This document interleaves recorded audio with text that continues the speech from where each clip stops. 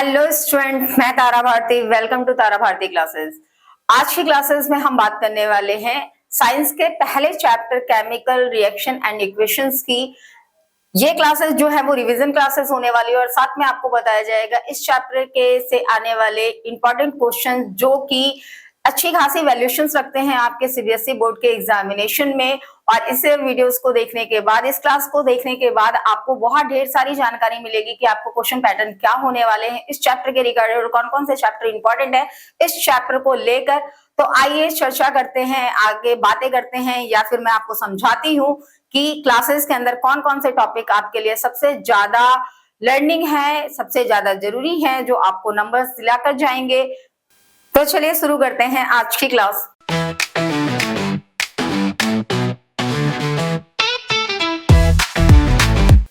आज की क्लास में हम बात करेंगे केमिकल रिएक्शन एंड इक्वेशन की। ये चैप्टर आपका रिवीजन क्लासेस होने वाला है। ये क्लास आपका, इस क्लास में हम रासायनिक अभिक्रियाओं के साथ साथ और भी ये चीजें जानेंगे कि ये अभिक्रिया हमारे अदर चैप्टर्स में किस तरीके से हमें मदद करने वाली है, और साथ में ये भी जानेंगे कि हमारे बोर्ड के एग्जामिनेशन में इस चैप्टर से कौन कौन से इंपॉर्टेंट क्वेश्चन जो हैं वो हमें रखे जाएंगे या दिए जाएंगे। हम एक एक करके बात करते हैं। सबसे पहले बात करेंगे यहां पर इस चीज की कि केमिकल रिएक्शन होता क्या है। आपने अपने पीछे के क्लासेस में केमिकल चेंजेस के बारे में समझा होगा, जाना होगा, लेकिन फिर भी मैं यहाँ पे थोड़ा सा रिमेंबर करा के चल रही हूँ कि जब भी कहीं पे रासायनिक समीकरण होता है, रासायनिक अभिक्रिया संपन्न होती है, तो उसके मूल गुणों में परिवर्तन आ जाता है। यहाँ पे भी कोई भी रासायनिक अभिक्रिया अगर तत्वों में, यौगिकों में या आयनों के बीच में संबंधित होती है या संलग्नित होती है और वहां पर किया जाता है, तो इनके मूल प्रकृति में परिवर्तन आ जाता है और ये नए उत्पादों का निर्माण करते हैं। आप ऐसा कह सकते हो कि रासायनिक अभिक्रिया के अंतर्गत या तो नए पदार्थों का सृजन होता है या फिर पहले वाले जो पदार्थ होते हैं वो विखंडित होकर नए उत्पादों का निर्माण करते हैं। जब भी हम रासायनिक अभिक्रिया को लिखते हैं तो हमारे दो पक्ष होते हैं, एक दायां पक्ष और दूसरा बायां पक्ष। अगर हम बाएं पक्ष की बात करें तो बाएं पक्ष की तरफ हम अभिकारक को यानी कि रिएक्टेंट को रखते हैं, वहीं दाहिनी तरफ हम जो है वो उत्पाद को रखते हैं। अगर हमारी रासायनिक समीकरण के अंतर्गत अभिकारकों की संख्या 2 या 2 से अधिक है तो उनके बीच में हम प्लस का साइन लगाते हैं और वहीं पे उत्पादों के बीच में भी हम प्लस का साइन लगाते हैं। कंडीशन ये होता है कि उत्पाद की संख्या 2 या 2 से अधिक होनी चाहिए। हम उनके साथ उनके भौतिक अवस्थाओं को भी निरूपित करते हैं कि वो किस स्टेट में हमें प्राप्त हो रहे हैं, वो सॉलिड में है, लिक्विड में है, प्रेसिपिटेट फॉर्म में है, सॉलिड, लिक्विड, प्रेसिपिटेट फॉर्म या एक्वस फॉर्म में है या गैसेस स्टेट में है। ये दिखाना, प्रदर्शित करना बहुत ज्यादा जरूरी होता है। लेकिन इसके पहले मैं आपको यहाँ पर कुछ टिपिकल क्वेश्चंस के बारे में इन्फॉर्म कर देना चाहती हूँ। यहाँ पर डेफिनेशनल बेस्ड क्वेश्चन आते हैं जिनमें आपको एक नंबर प्रोवाइड किया जाता है, जैसे रासायनिक समीकरण किसे कहते हैं, शब्द समीकरण किसे कहा जाता है या कंकालीय समीकरण किसे कहा जाता है। मैं इनकी इंग्लिश टर्म भी आपको बता देती हूँ। केमिकल इक्वेशन क्या होता है, वर्ड इक्वेशन क्या होता है, या फिर स्केलेटन इक्वेशन क्या होता है।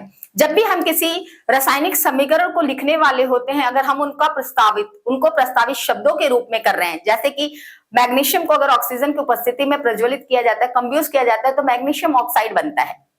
अगर हम यही समीकरण सिर्फ और सिर्फ इस प्रकार से लिखें कि मैग्नीशियम प्लस ऑक्सीजन जो है वो उत्पाद के तौर पर बनेगा मैग्नीशियम ऑक्साइड, तो इसे हम शब्द समीकरण कहेंगे। लेकिन मैग्नीशियम और ऑक्सीजन को रिप्रेजेंट करने के लिए अगर हम उनका सैंबल इस्तेमाल करें, यानी उनके संकेतों का इस्तेमाल करें, जहां पे मैग्नीशियम का Mg, ऑक्सीजन का O और मैग्नीशियम ऑक्साइड का MgO होता है, अगर हम इस तरीके से उनके सैंबल्स के थ्रू इनको रिप्रेजेंट कर रहे हैं तो ये हमारी केमिकल इक्वेशन कहलाते हैं। लेकिन केमिकल इक्वेशंस को बैलेंस करना ये आवश्यक होता है क्योंकि दोनों पक्ष तो पूरी तरीके से बराबर नहीं होते, और यहाँ पे बैलेंसिंग करने के लिए जब तक वो अनबैलेंस होते हैं तब तक वो स्केलेटन इक्वेशन कहलाते हैं, और जैसे ही हम उन्हें बैलेंस कर देते हैं वो बैलेंस इक्वेशन केमिकल इक्वेशंस के नाम से जाने जाते हैं।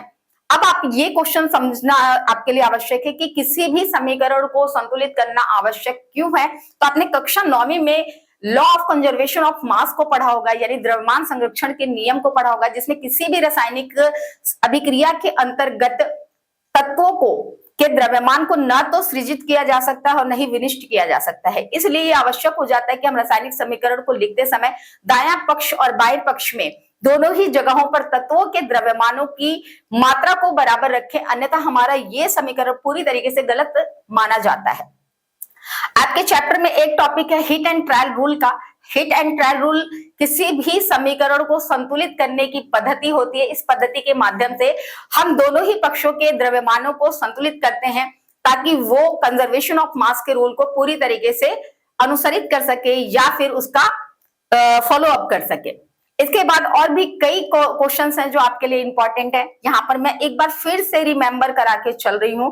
कुछ डेफिनेशनल बेस्ड क्वेश्चन है, chemical equation, word equation, skeleton equation क्या होता है, और साथ में किसी भी समीकरण को संतुलित करने के लिए हम किस पद्धति का इस्तेमाल करते हैं और इस पद्धति का इस्तेमाल क्यों किया जाता है। जैसा कि मैंने अभी जो वीडियोस या जो क्लासेस ली है उसमें मैंने आपको बताया है ये चीज कि हिट एंड ट्रायल रूल का इस्तेमाल किया जाता है और हम इसको संतुलित सिर्फ इस कारण करते हैं क्योंकि ये द्रव्यमान संरक्षण के नियम के अनुसार होता है। कोई भी रासायनिक अभिक्रिया जो है वो द्रव्यमान संरक्षण के नियम को फॉलो अप करती है। इसके बिना आपका समीकरण लिखित रूप में पूरी तरीके से गलत मान लिया जाएगा।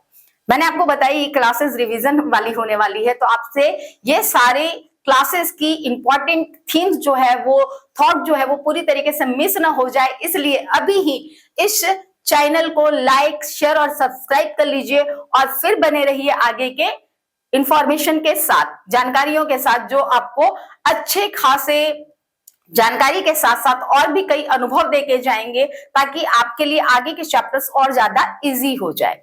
अब हम बात करेंगे केमिकल रिएक्शंस के प्रकारों की कि केमिकल रिएक्शंस के कितने प्रकार होते हैं। यहां पर हम बात करेंगे संयोजन अभिक्रिया, वियोजन अभिक्रिया, विस्थापन, द्विविस्थापन, अपचयन और उपचयन, ऐसे ही अभिक्रियाओं के बारे में यहाँ पे चर्चा करने वाले हैं। हम सबसे पहले बात करते हैं संयोजन अभिक्रिया, जिसको हम कॉम्बिनेशन रिएक्शन के नाम से जानते हैं। इस अभिक्रिया के अंतर्गत कोई भी दो अभिकारक आपस में संयुक्त हो रासायनिक संयोग कर एकल उत्पाद का निर्माण करते हैं और उस एकल उत्पाद का रासायनिक गुणधर्म अपने अभिकारकों के रासायनिक गुणधर्मों से बिल्कुल अलग होता है। इस तरह की अभिक्रिया में बहुत बड़ी मात्रा में ऊष्मा निर्मुक्त होती है, यानी उनको इवोल्यूट किया जाता है। इस आधार पर हम इस संयोजन अभिक्रिया को ऊष्माक्षेपी संयोजन अभिक्रिया के नाम से भी जानते हैं। नेक्स्ट टॉपिक है आपका इसी क्रम में वियोजन अभिक्रिया यानी कि डिकम्पोजिशन रिएक्शन। इस अभिक्रिया के अंतर्गत एक अभिकारक दो या दो से अधिक उत्पादों में विखंडित होता है। यहाँ पे भी जो है वो सिमिलर फॉर्म ही यूज किया जाता है, दैट मीन्स अभिकारक के गुण जो है वो उत्पाद के रासायनिक गुणों से भिन्न होते हैं। लेकिन यहाँ जब भी रासायनिक अभिक्रिया संपन्न कराई जाती है तो ऐसी परिस्थिति में ऊर्जा को इसमें निर्मुक्त नहीं किया जाता, बल्कि इसे विखंडित करने के लिए ऊर्जा की आवश्यकता होती है और ऊर्जा के अलग अलग रूपों का इस्तेमाल किया जाता है। वहीं पे ये विघटन अभिक्रिया ऊष्मा शोषी अभिक्रिया के नाम से जानी जाती है, यानी ऊष्मा शोषी विघटन अभिक्रिया के नाम से जानी जाती है।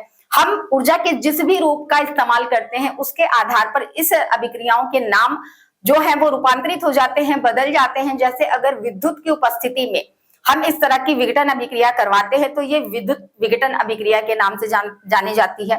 अगर प्रकाश के थ्रू करवा रहे हैं या उसके माध्यम से करवा रहे हैं तो इसे प्रकाशीय विघटन के नाम से जाना जाता है।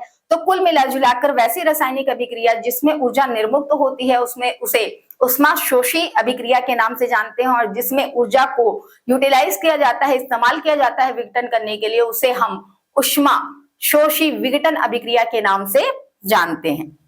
आगे की कड़ियां हैं विस्थापन और द्विविस्थापन अभिक्रिया। विस्थापन और द्विविस्थापन में कुछ कॉमन है और कुछ डिसकॉमन है। अगर हम बात कॉमन की करते हैं तो इसमें क्या होता है, अधिक अभिकारक अभिक्रियाशील वाले तत्व कम अभिक्रियाशील वाले तत्वों को विस्थापित कर देते हैं और इस प्रकार से नए उत्पाद का निर्माण होता है। द्विविस्थापन में दो अभिक्रियाशील पदार्थ दोनों ही एक दूसरे के स्थान को आपस में विस्थापित कर लेते हैं या फिर स्थानांतरित कर लेते हैं। इस प्रकार से द्विविस्थापन अभिक्रिया संपन्न होती है। आगे के जो टॉपिक्स है उसमें दो एक साथ ही मर्ज कर दिए गए हैं, जिसको हम रेडॉक्स या उपापचयी अभिक्रिया के नाम से भी जानते हैं, उपापचयन के नाम से भी जानते हैं। उपापचयन अभिक्रिया के बारे में और भी डिटेल में आप लाइव प्रोसेस के अंतर्गत पढ़ोगे, जिसमें कि डाइजेशन को लेकर बात की जाएगी।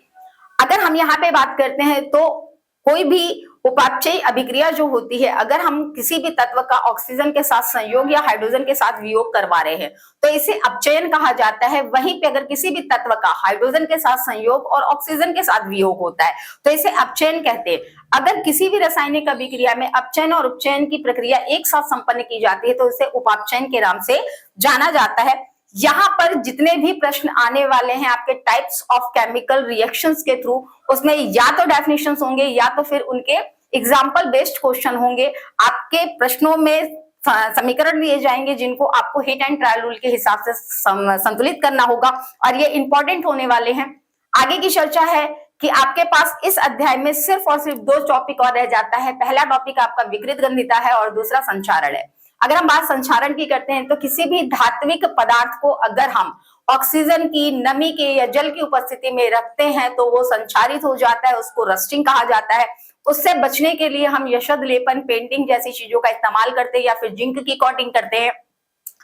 अगला टॉपिक आपका है विकृत गंधिता। विकृत गंधिता जैसी चीजें ज्यादातर बायोटिक सबस्टांस के साथ होता है, खाद्य पदार्थों के साथ होता है। अगर खाद्य पदार्थों को आप ऑक्सीजन की उपस्थिति में रखते हो तो उसके गंध में परिवर्तन आने लगता है। अब यहाँ पे बात है संचारण हो चाहे विकृत गंधिता, यहाँ पे दोनों ही जगहों पर रासायनिक अभिक्रिया संपन्न हो रही है।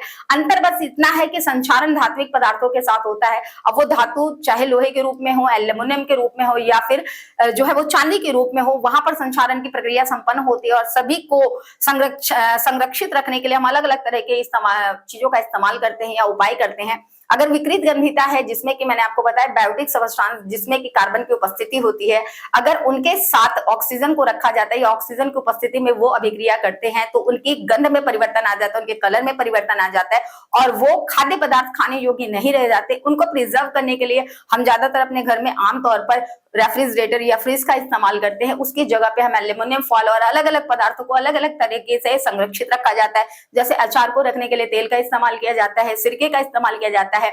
इस प्रकार से हम विकृत गंधिता से अपने खाद्य पदार्थों को बचा सकते हैं।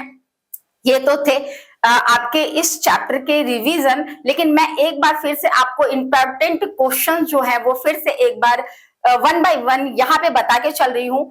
ये डेफिनेशनल बेस्ड क्वेश्चंस हो सकते हैं जिसमें आपके डेफिनेशंस होंगे। रासायनिक समीकरण किसे कहते हैं, शब्द समीकरण किसे कहते हैं, कंकालीय समीकरण किसे कहते हैं, कोई भी रासायनिक समीकरण को किस नियम के अनुसार प्रस्तावित किया जाता है, रासायनिक समीकरण को संतुलित करने के लिए हम किस पद्धति का प्रयोग करते हैं या फिर समीकरण को संतुलित किस प्रकार से किया जाता है, या आपके पास समीकरण दिए होंगे जिनको आपको संतुलित करके दिखाना होगा। बाद के जो टॉपिक्स हैं उनके अनुसार आपको रासायनिक समीकरणों के उदाहरण पूछे जा सकते हैं या फिर रासायनिक अभिक्रियाओं के उदाहरण पूछे जा सकते हैं। इनकम्प्लीट इक्वेशन दिए जाते हैं जिनको आपको कंप्लीट करना हो सकता है। और लास्टली सबसे इंपॉर्टेंट क्वेश्चन विकृत गंधिता और संचारण को लेकर एक टिपिकल क्वेश्चन तो होता ही होता है जिसमें आपको ये बताना है कि संचारण की प्रक्रिया क्या है और उसके लिए हम किस प्रकार के उपाय का यानी उसका संरक्षित रखने के लिए किस तरह के उपायों का इस्तेमाल करते हैं, विकृत गंधिता के लिए किस तरह के उपायों का इस्तेमाल करते हैं। और इसी तरह की विशेष जानकारी के लिए आप इस चैनल को लाइक करो, शेयर करो, सब्सक्राइब करो। इसी के साथ इस चैप्टर के रिवीजन क्लासेस को समाप्त करते हैं और आगे की जो क्लासेस होगी वो आपकी बायोलॉजी के फर्स्ट चैप्टर यानी लैब प्रोसेस को लेकर होगी। वो बहुत इंपॉर्टेंट चैप्टर है, उससे ढेर सारे क्वेश्चन पूछे जाते हैं। कोशिश ये रहेगी कि आपको थोड़े से में ही बहुत सी जानकारी दी जाए ताकि आप ज्यादा से ज्यादा क्वेश्चंस को अटेम्प्ट कर पाओ और आपके बेसिक नॉलेज के साथ साथ आपके क्लिनिकल नॉलेज भी बनी रहे। धन्यवाद।